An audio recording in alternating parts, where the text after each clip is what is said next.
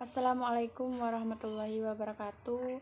Perkenalkan, nama saya Sari Puspa dari Universitas UIN Raden Patah Palembang, semester 1 dengan NIM 2030702124 dari Fakultas Ilmu Sosial dan Ilmu Politik dan dari Prodi Ilmu Politik A.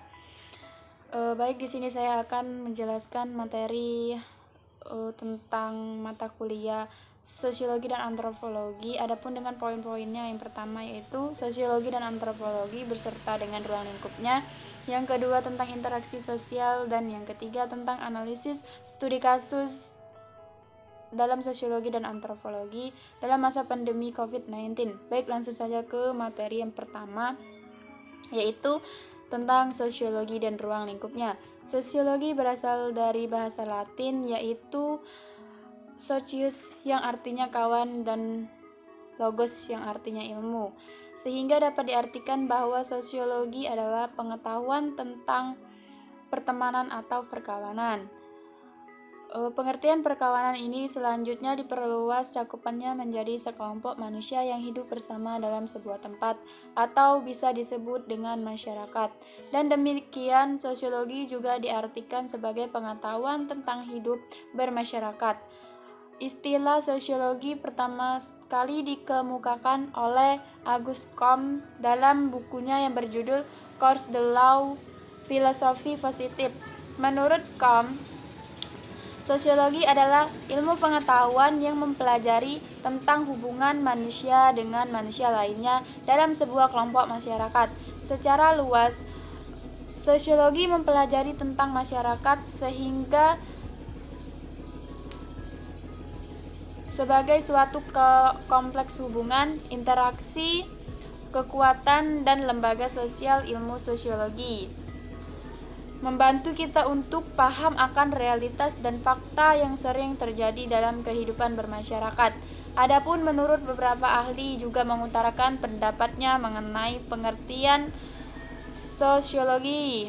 Berikut pengertian sosiologi menurut beberapa ahli. Pengertian sosiologi menurut Soejano Soekanto. Sosiologi adalah ilmu yang memusatkan perhatian pada pencarian kehidupan kelompok, produk yang dihasilkan dari kehidupan kelompok.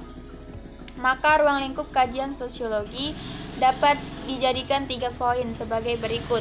Yang pertama yaitu ekonomi beserta kegiatan usahanya secara prinsip yang berhubungan produksi, distribusi, dan pemakaian sumber-sumber kekayaan alam. Yang kedua, persoalan sejarah yaitu berhubungan dengan catatan kronologis, contohnya usaha kegiatan manusia beserta prestasinya yang tercatat dan sebagainya. Yang ketiga, masalah manajemen, yaitu pihak-pihak yang membuat kajian berkaitan dengan apa yang dialami warga negaranya. Sosiologi menurut Soejarno Soekanto memiliki 2 cabang, diantaranya yaitu sosiologi umum dan sosiologi khusus. Sosiologi umum ini mempelajari dan menyelidiki tingkah laku manusia pada umumnya dalam mengadakan hubungan masyarakat. Sedangkan sosiologi khusus yaitu mempelajari dan menyelidiki bermacam-macam sektor kehidupan bermasyarakat dan dari suatu segi kehidupan tertentu. Adapun pengertian dan ruang lingkup antropologi. Antropologi berasal dari kata anthropos yang artinya manusia dan logos yang artinya ilmu. Antropologi mempelajari manusia sebagai makhluk biologis sekaligus makhluk sosial. Antropologi adalah salah satu cabang ilmu pengetahuan sosial yang mempelajari tentang budaya masyarakat suatu etnis tertentu. Antropologi lahir atau muncul berawal dari ketertarikan orang-orang Eropa yang melihat ciri-ciri fisik, adat istiadat, budaya yang berada dari apa yang dikenal di Eropa. Pengertian antropologi menurut para ahli. Pengertian antropologi menurut Koediningrat. Antropologi adalah ilmu mempelajari umat manusia pada umumnya dengan mempelajari aneka warna, bentuk fisik, masyarakat, serta kebudayaan yang dihasilkan. Berikut di bawah ini ruang lingkup dari antropologi antara lain. Di sini kita dapat melihat dari perkembangan Di antaranya fase-fase perkembangan antropologi. Yang pertama, fase pertama yaitu sebelum tahun 800-an. Pada fase ini bangsa Indonesia kedatangan bangsa barat. Ketika dideskripsi di Eropa terdapat 3 sifat pertentangan bangsa Eropa barat. Yang pertama, bukan manusia atau bisa disebut dengan manusia primitif. Yang kedua, manusia murni atau manusia yang belum mengenal kesehatan. Yang ketiga, manusia lebih tertarik pada adat istiadat atau manusia tidak melihat masyarakat, tetapi lebih mengutamakan adat istiadat yang mereka jalankan. Dan yang kedua yaitu fase 800-an, tahun 800-an. Pada fase ini manusia sudah mulai memiliki ilmu atau ketertarikan yang lebih maju daripada fase sebelumnya, seperti bangsa Afrika, Asia, dan menuju bangsa yang lebih maju dan lebih modern. Dan fase ketiga yaitu awal abad ke-20.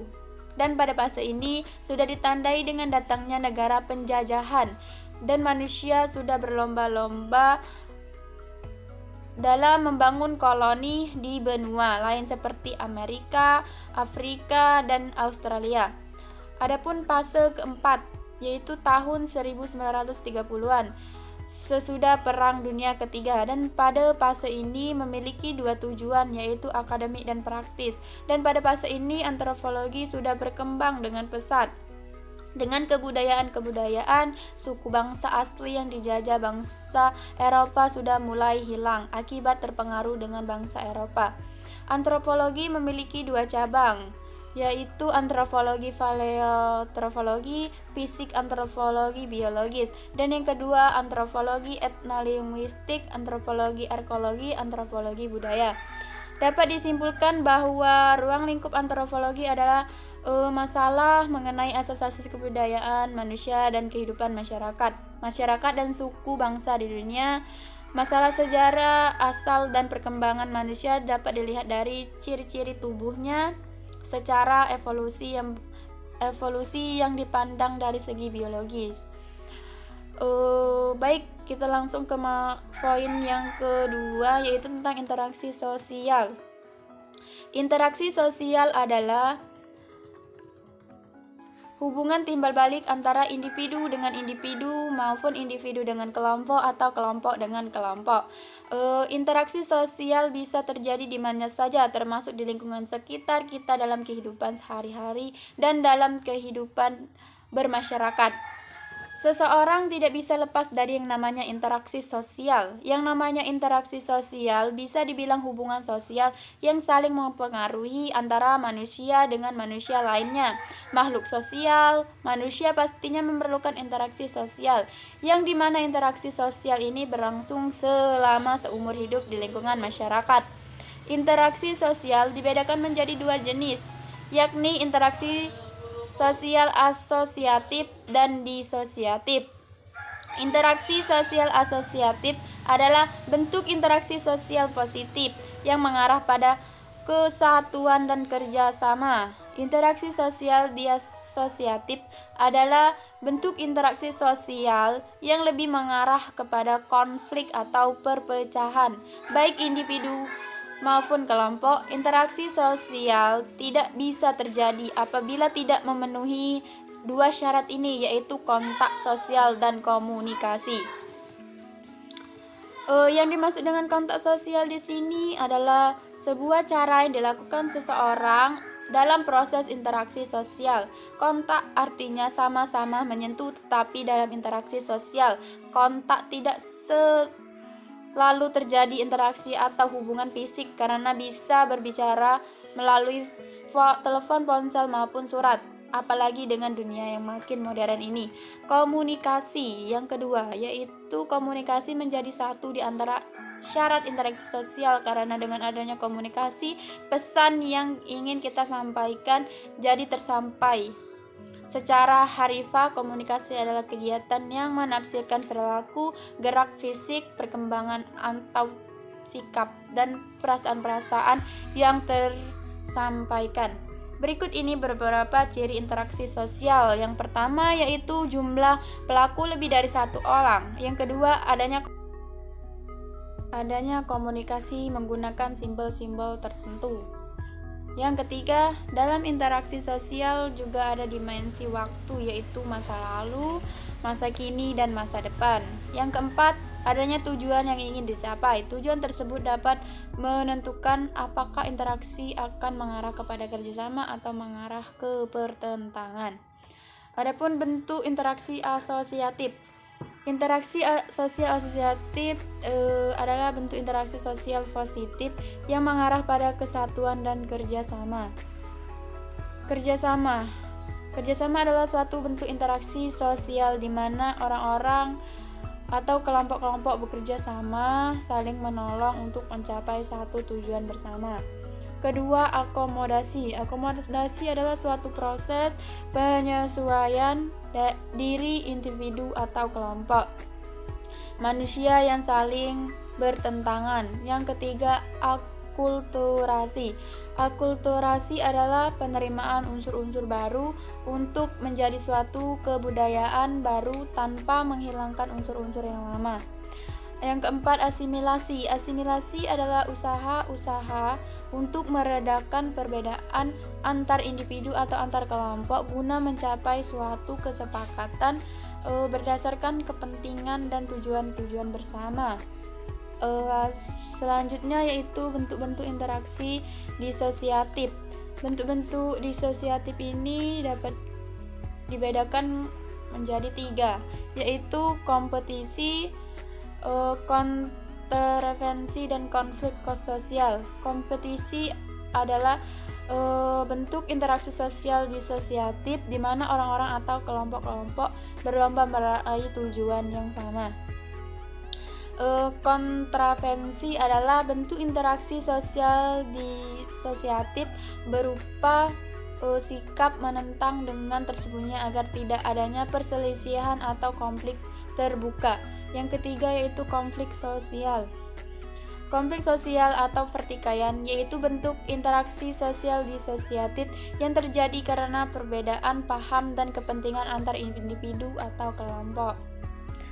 Baik, materi yang ketiga atau yang terakhir yaitu tentang studi kasus dalam sosiologi dan antropologi pada masa pandemi. Baik, di sini artikel saya mengambil judul yaitu tentang problematika sosial budaya masyarakat di masa pandemi dalam perspektif sosiologi antropologi.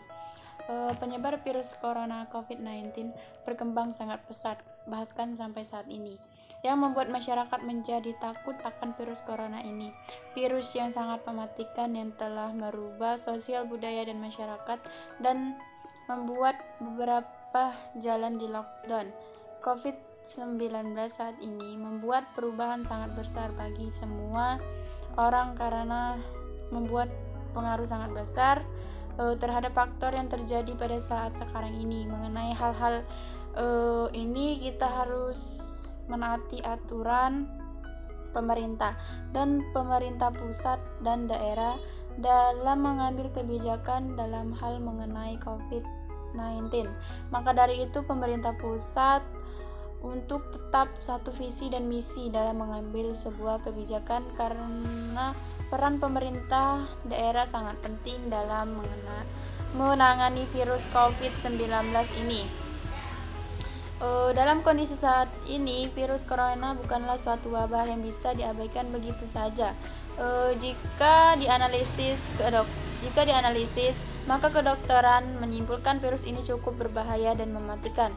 Saat ini pada tahun 2020 sampai pada tahun 2021 ini, perkembangan penularan virus ini cukup pesat karena penyebaran sudah mendunia dan seluruh negara termasuk negara Indonesia.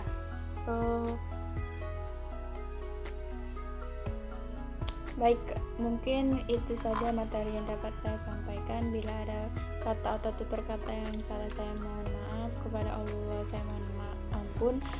Saya akhiri, wabillahi taufiq wal hidayah. Wassalamualaikum warahmatullahi wabarakatuh.